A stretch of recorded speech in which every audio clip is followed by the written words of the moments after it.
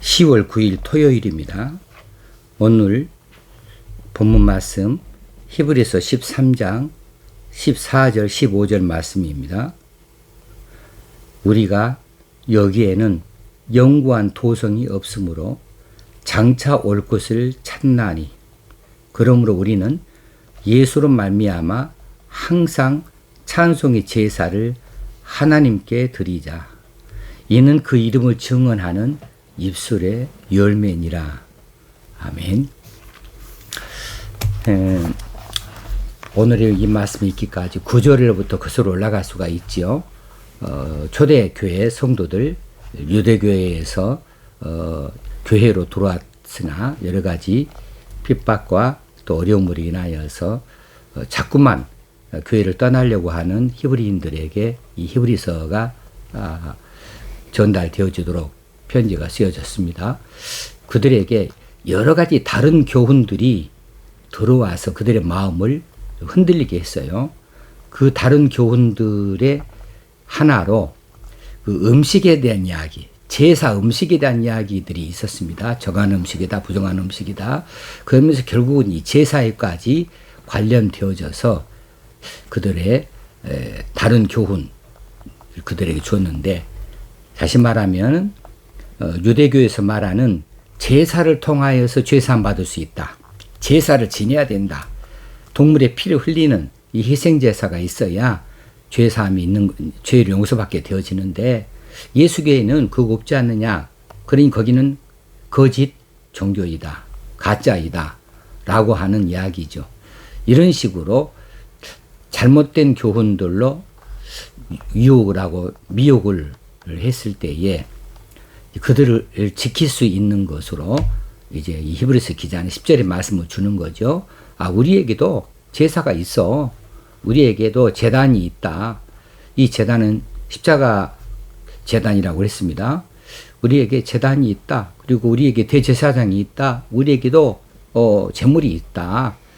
그것은 이미 13장 오기 전까지 많이 살핀 바처럼 하늘의 대제사장 아론을 반차를 따르지 아니하고 멜기세덱의 반차를 따라서 오신 예수 그리스도, 이분이야말로 영원한 대제사장이시고 그분이 우리를 위해서 제사를 지내주시는데, 그럼 제물이 무엇이냐 하면 그 제물에 대한 이야기도 13장 이전에서 다 이야기했어요. 그 제물은 동물의 피가 아니다.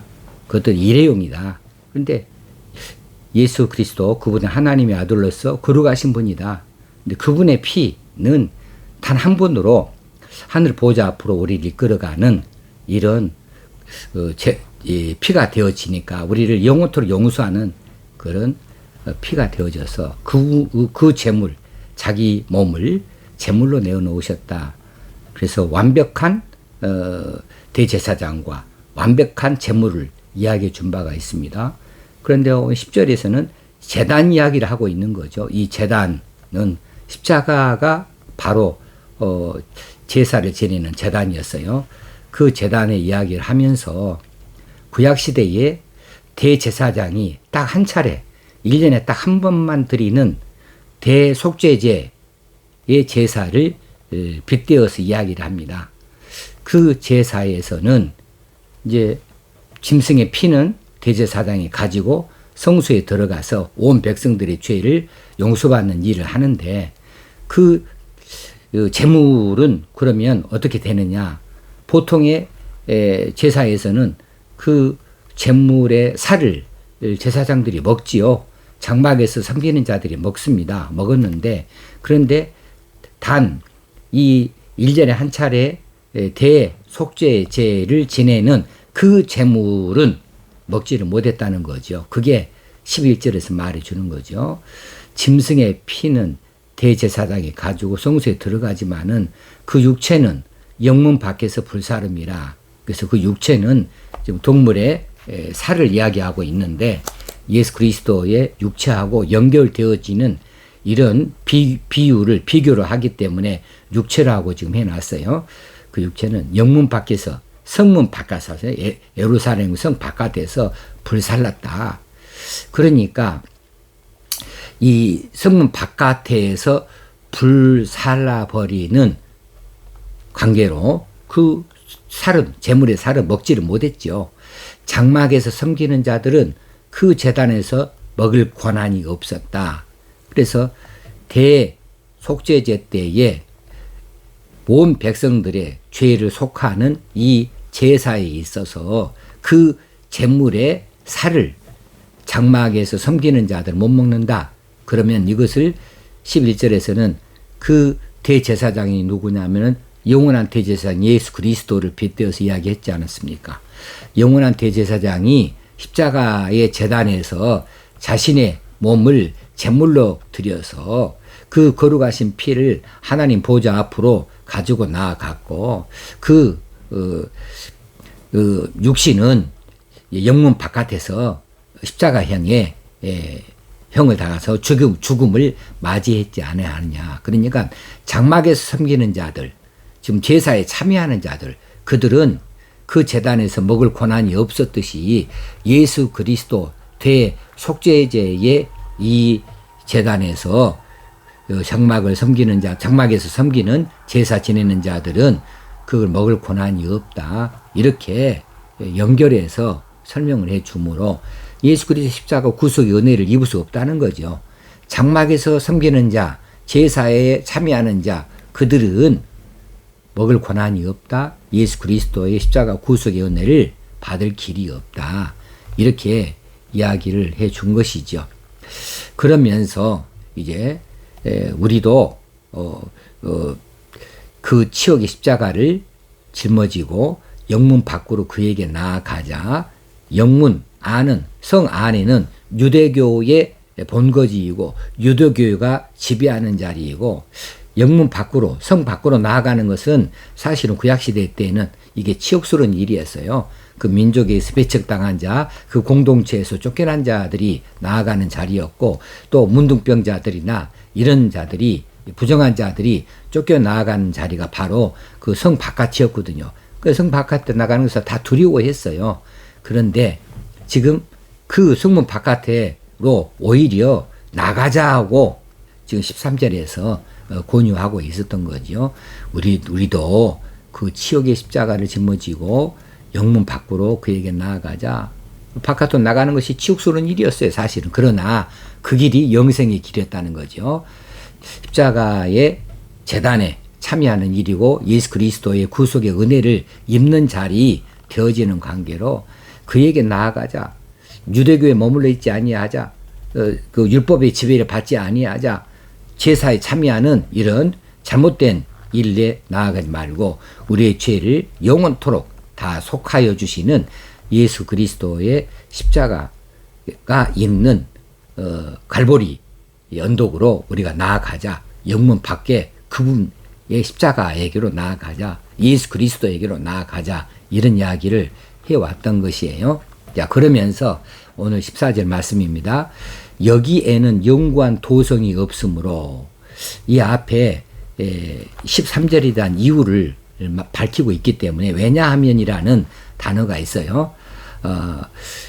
영문 밖으로 그에게 나아가자. 왜냐하면 우리가 여기에는 영구한 도성이 없으니까 그렇게 하자. 그리고 장차 올 것을 찾으니까 그러하자. 이렇게 연결되어지는 이유를 말해주는 왜냐하면이 있습니다. 자, 왜냐하면 우리가 이곳에서는 영존하는 도성을 가지고 있지 못하기 때문이다. 영존하는 도성, 영구한 도성, 영원토 사는 자리를 말하죠. 그런 도시, 도성은 도시이고 성읍이니까 그런 나라가 여기에는 없다는 거예요. 그렇습니다. 이 지상에서는 그런 것이 없지요. 자, 영구한 도성이 없으니까 이제 우리는 어디로 가야 되느냐? 이제 장차 올 것을 찾는다. 자, 우리는 그렇습니다. 우리는 이 땅은, 이 세상은 이제 최후의 심판의 때에 장래에 사라져버릴 것들입니다. 우리는 장차 사라져버릴 이 세상에 속하지 아니하고 예수와 함께 새 하늘 신천 신지에서 영원한 삶을 살아갈 자들이죠. 하나님 나라에서 살 자들이죠. 그 일은 어디서 출발했느냐 하면 예수 그리스도 십자가의 자리에서 시작되어졌던 것이지요. 그러면 예수와 함께 영문 밖으로 나아간 우리들은 현재의 것, 현재 세상의 것에 집착하지 말고 위의 것, 하늘의 것을 사모해야 함을 말해주고 있습니다. 자, 이 땅에는 우리가 희망을 가질 정말 영원한 나라가 없습니다. 우리가 소망을 품어야 될 그런 나라, 그런 도시가 어디 있겠습니까? 우리가 소망해야 할 영원한 도성, 영원한 도시는 하나님 나라이죠. 하나님 나라밖에 없습니다. 근데 그 하나님 나라, 우리가 예수 그리스도의 십자가 구속의 은혜를 통하여서 하나님 나라 백성이 되어졌는데, 이 십자가가 어디에 있느냐 하면은 예루살렘 성 밖에 갈보리 언덕 위에가 섰던 십자가 아니겠습니까? 그 일을 상기시켜 주면서 장차 올 것을 찾는다고, 이 세상 것에 집착하지 말고 장차 올 세상에 우리가 소망을 둬야 된다고 그렇게 가르쳐 주고 있습니다. 우리 그리스도인들 가운데에 이 세상의 재미에 빠져서, 이 세상의 여러 가지 유혹에 빠져서 이 세상 것에 집착을 하고 그 재미에 정신이 없어서 장차 올 세상, 장차 우리 앞에 올 세상은 그건 한없이 멀고 먼 이야기가 아닙니다. 금세 우리 코앞에 닥쳐와 있는 장차 올 세상이 있어요. 거기에 무관심하다면 그러면 그 사람은 진정한 성도가 아니죠. 세상 것을 취하고 세상 것에 빠지고 세상 것에 집착하고 그 재미에만 빠져 있다고 한다면, 그래서 장차 올 세상 하나님 나라에 무관심하다면 어떻게 그리스도인이라 이야기할 수 있겠습니까? 우리는 장차 올 것을 찾는 사람들이고 기다리는 사람들입니다. 15절에서 그러므로 우리는 예수로 말미암아 항상 찬송의 제사를 하나님께 드리자. 이제 이 세상에서의 지내는 제사는 끝났다 이거죠. 예수 그리스도의 십자가에서 드려진 완전한 제사 이후로 다시는 동물의 피를 흘려서 죄 용서를 얻고 구하는 이런 희생 제물을 드리는 제사가 끝난 겁니다. 이제 그 제사를 다시는 드릴 필요가 없어진 것이지요. 이제는 우리에게 제사가 남아있다고 한다면 찬송의 제사가 있다는 것이에요. 찬송의 제사. 예수 그리스도를 통하여 구원을 얻었으니 그 구원의 길을 제시해 주시고 자신의 외아들을 아낌없이 우리에게 희생 제물로 보내어 주신 그 하나님의 사랑과 그 은혜에 대하여서 감격하여 하나님의 이름 높여드릴 수 있는 찬송, 이것이 찬송이 곧 제사나 같다는 것이지요. 제사를 지내서 하나님 앞에 구약 백성들이 나아갔듯이 우리는 찬송을 통하여 하나님께 나아가자는 거예요. 찬송, 찬양은 우리가 하나님께 드려야 할 최선의 제물이다 라고 말씀드릴 수가 있겠습니다. 그런데 이 찬송의 제사는 세 가지가 조건이 있네요. 세 가지. 첫째는 예수로 말미암아, 다른 것으로 말미암아 하나님의 백성이 된 것이 아니고, 다른 것으로 말미암아 찬송의 제사를 드리는 신분을 우리가 갖는 것이 아니고 예수로 말미암아 드리는 거예요. 예수 그리스도 십자가 구속으로 말미암아 우리가 하나님을 알게 되어지고 하나님 앞에 나아갈 수 있게 되어지고 하나님 우리를 용납하시고 우리는 하나님의 구속의 은혜를, 구원의 은혜를 깨닫게 되어져서 하나님 앞에서 영광을 돌려드리는 찬송을 할 수 있게 되어졌어요. 예수로 말미암아이죠. 그리고 두 번째는 항상입니다. 여기서 항상 이 말은 계속적으로 라고 하는 뜻이 강해요. 계속적으로. 뭐 항상 또 틀리지 아니하죠. 이런 때 저런 때 어떤 형편이든지 어떤 자리에서든지 뭐 아침이든지 저녁이든지 또 혹시는 피곤하든지 아니면은 신나든지 뭐 그 항상 찬양이라고 하는 개념도 있을 수 있고, 또 한 가지는 처음부터 시작해서 계속해서 찬송을 드려야 될 그런 계속적인 의미를 말할 수도 있겠습니다. 자, 우리가 어떤 형편에 처하든지 우리가 계속적으로 하나님을 찬양할 수 있는, 찬송할 수 있는 성도가 돼야 되겠습니다. 이 찬송은 예배당에서만 하는 것이 아니고요. 이 찬양은 성가대만 하는 것이 아니고요. 우리가 언제든지 기쁨과 감사를 또 우리 구원의 은혜에 대하여서 하나님께 하나님을 높여드리는, 하나님을 인정해드리는 이런 찬양을 할 수 있어야 되겠습니다. 여기서 말하는 이 찬송, 찬양이라고 하는 이 단어들은 곡조를 붙이든지 안 붙이든지 하나님을 높여드리는 것을 가리켜서 하는 이야기입니다. 범위를 좀 크게 넓혀서 보면 이 찬송은 이제 노래한다는 뜻이니까 음악을 갖고 있는 경우이지만, 여기에서 등장하는 이 찬송의 의미는 이전의 성경에 참이라고 번역이 됐었는데, 그런 것처럼 이것은 곡조가 안 붙어도, 음악이 아니어도 하나님을 인정하고 하나님을 높여드리고 하나님께 영광을 바쳐드리는, 하나님께 감사하고 하나님께 날 기쁘게 해드리는 모든 것들은 다 참이라 할 수 있으니까, 그런 항상 이렇게 하나님께 참이를 드릴 수 있어야 되겠다, 이렇게 말씀을 하고 있습니다. 15절에서 이는 그 이름을 증언하는 입술의 열매니라. 이는은 찬송의 제사죠. 이 찬송의 제사는 그분의 이름을 증언하는, 이 증언은 고백하는 이런 뜻이에요. 고백하는 입술의 열매니라. 자, 찬송의 제사는 하나님의 이름을 고백하는, 그 하나님의 이름은 성호라고 우리가 그렇게 말합니다. 하나님의 성호, 그 하나님의 거룩하신 이름이라는 뜻이에요. 거룩하신 이름은 뭡니까? 여러 가지가 많이 있죠. 하나님 이름이. 하나님은 영원하신 분, 하나님은 거룩하신 분, 하나님은 사랑, 하나님은 길이 참으시는 분, 하나님은 자비로우신 분, 뭐 하나님은 승리하게 하시는 하나님, 치료하시는 하나님, 뭐 하나님 이름들이 많이 있습니다. 그 이름들을 고백한다. 무엇으로 고백합니까? 처음 해본 자들을 고백하는 겁니다. 그 하나님의 은혜를 맛보아서 체험하여서 그 이름을 높여드리는, 그 이름을 고백하는 그런 입술의 열매로서 이 찬송이 있다는 거죠. 찬송의 제사가 있다고 하는 것이죠. 자, 오늘도 우리가 하나님을 높여드리는 찬송을 이어가십시다. 계속해서 찬송하십시다. 마음으로부터 하나님 감사합니다. 하나님 구원의 은혜가 참으로 놀랍습니다.